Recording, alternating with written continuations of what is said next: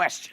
Karine, last month, the former Vice President Kamala Harris stopped by our show to promote her new book, and she writes about this fracture between the Biden and Harris teams as she perceives it in the White House. She wrote, they, meaning the White House, had a huge comms team. They had Karine Jean-Pierre briefing in the press room every day, but getting anything positive said about my work or any defense against untrue attacks was almost impossible.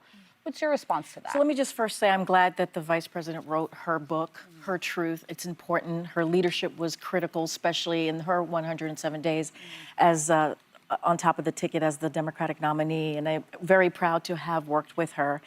In that part of the book, and I haven't had a chance to read it, I will.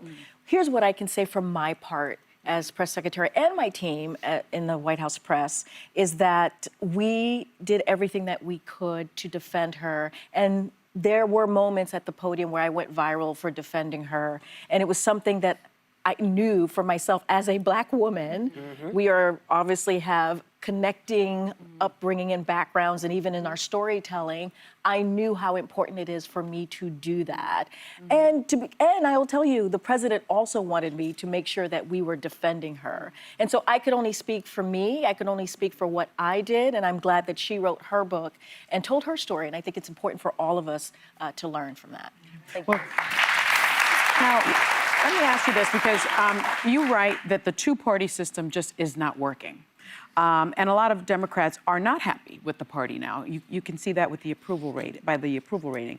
Do you think Democrats are meeting the moment now? No, absolutely not. How can they meet the moment? So I think right now the Democratic Party should be acting as the opposition party. There is, these are unprecedented times. Right. We should not be acting, or they should not be acting as business as usual. Yeah. And we need to see some fight, some teeth, some vigor, some strategy. That's what I've been hearing from people since I've left the administration. And that means, and I'll give some examples, there were 7 million people that showed up at the No Kings rally. It grew by millions from the first to the second to the third. Where's the Democratic Party in doing the same and peaceful protesting? Why are there not more lawsuits from the Democratic Party? They need to take action on behalf of the American people, the people who are fearful. And it's not throwing us under the bus. It's not throwing Black women under the bus. It's not throwing LGBTQ community under the bus. It's not throwing migrants and immigrants under the bus. It's saying, no, you know what? I just remembered, we are a big tent party. Right. And it is about your moral compass in this moment, not about politics. And you have to bring the country with you.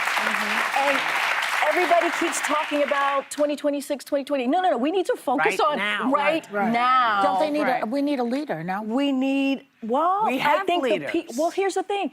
The power needs to come out of the White House and to the hands of the people. Yeah. That's why I'm saying there's an opportunity here as an opposition party. And also, all you Democrats need to stand up and say, I'm not going to take my paycheck until the people get their paycheck. I agree. I agree. That's the first thing you need to do. Yeah. And they need a change. They need a change from top to bottom.